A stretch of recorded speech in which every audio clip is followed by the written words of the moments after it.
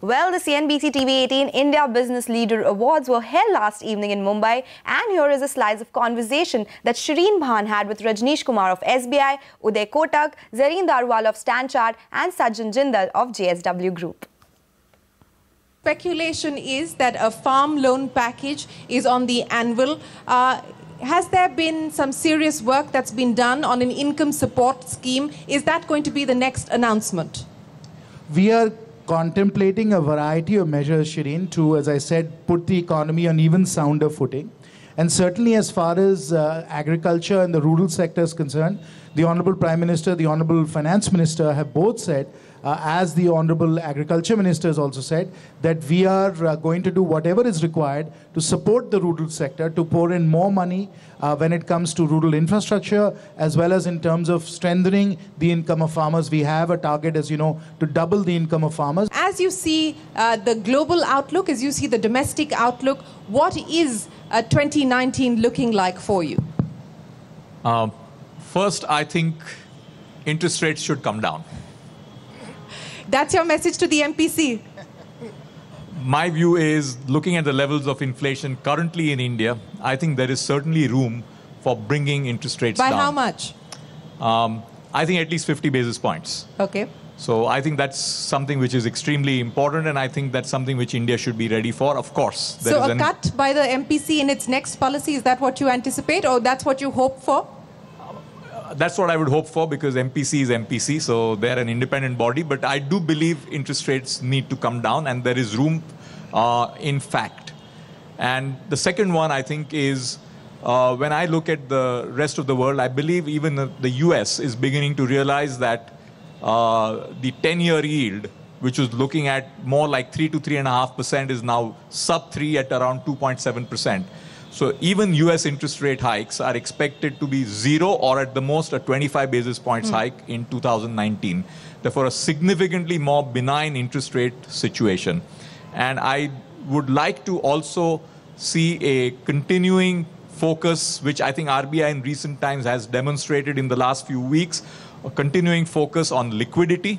And we need to make sure that while we are not excessively surplus liquidity, we are comfortable on liquidity despite increase of currency in circulation. Okay, so are we comfortable on liquidity today? Because the press conference at the RBI governor, newly appointed RBI governor, seemed to suggest that we should be cautious of loose money situation, and at this point in time he believes that we are comfortable when it comes to liquidity. From your perch as the man who's overseeing the turnaround of IL&FS, what is the situation? No, I think you have to plan for liquidity looking at the March situation as well. And therefore, I think the OMOs, which are happening at about 50,000 crores a month, are necessary.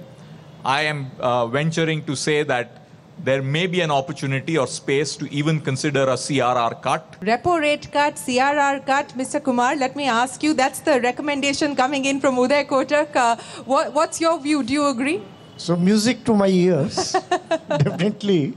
And in LCR regime, definitely there is a point for consideration that what is the relevance of CRR. And it's a huge amount of the money which we have to part with without any earnings on that. So by cutting down CRR, in fact, the profitability of the banks, that can go up very easily. So definitely, like what Uday is saying and what CI has recommended, I would definitely be in support of that argument. And the safety of the system with LCR, in my view, is ensured. Okay. And if at all CRR has to be there, it should be part of your liquidity coverage ratio. Okay, Sanjay Jindal, number one risk as well as the number one thing that you would like the next government to focus on? I think I feel that because we are in the election year, and biggest risk is that we don't have a stable government in the center. And so that is one, according to me, is the biggest risk. And the next government must look at reducing the stake of the public sector in our country, and look at disinvesting And that money should be used for education and health. There was a lot that was promised on privatization, on strategic disinvestment, hasn't gone through. What would you say have been the hits and the misses, and what do you look forward to? Once GST is stabilized, the GDP growth rate is really, it takes at least 0.5% to 1% lift in GDP. Yeah. So we will see with a lag that kind of lift of GDP with the GST once having settled in. So I think that, to my mind, is a really a great outcome. As a banker, I would say IBC is something that has changed the power equation between bankers and borrowers. Well, on that note, we'll get in Manisha Gupta then to tell us what's going on in the commodity space. Hey, Manisha, good morning. Hey, Nigel, thank you so much for that. Well, absolutely. We have seen the crude oil prices continue to surge up yet again. Overnight was a percentage point of increase, and in Asia as well. We've seen quite supported, and this is after the OPEC monthly report that came in yesterday, which suggests that while, of course, they have cut or revised on the downside the global oil demand by nearly 9 lakh barrels as compared to previous year. But what they also have done is that they have cut their own output in the month of December itself before the agreement that started with the allies on the 1st of January. So that tells you that they are quite keen on keeping a lid on the global glut situation. Remember, in last couple of years, when we have seen the OPEC and allies continue to cut output, it did have an impact on the supplies in the global markets and on the prices as well. And that is what they're keen on doing right now also. And then you have seen output cuts continue quite hugely from Saudi Arabia, from Libya, from Iran, etc. The only joker in the pack, of course, is the U.S. output, which is up by 2.5 million barrels per day since in last 12 months, and we are at record highs of 11.9. So that is a bit of a concern, but OPEC and allies clearly seem ahead of their game as of now.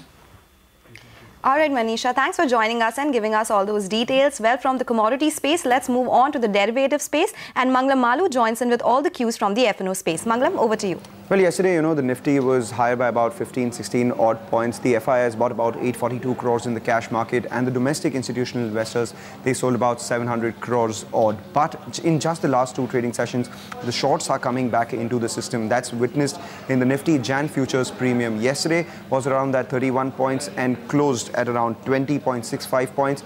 Before that, just the previous trading session, we saw the Nifty futures premium cross above 40. So in just the last two trading sessions, the Nifty futures premium has actually halved. And the FIIs, they sold in index futures to the tune of close to around 600 odd crores. In the previous trading session, there was a sale of around 800 crores. So in just the last two trading sessions, 1400 crore worth shorts added in the system. In that regard, the SGX Nifty is indicating a strong start. So the big question is, will there be short covering, or will the shorts get their money at the higher levels? Well, there are a couple of factors to note before that. 11,000 call, that one has the maximum open interest. Yesterday too, we saw some writing out there.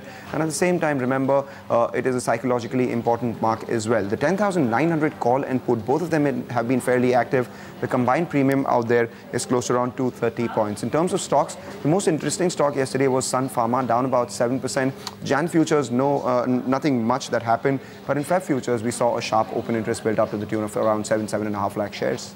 Okay, all right, Manglam, thanks so much for that. Well, on that note, we'll wrap up on Power Breakfast. You stay with us. Bazaar Morning Call comes up next.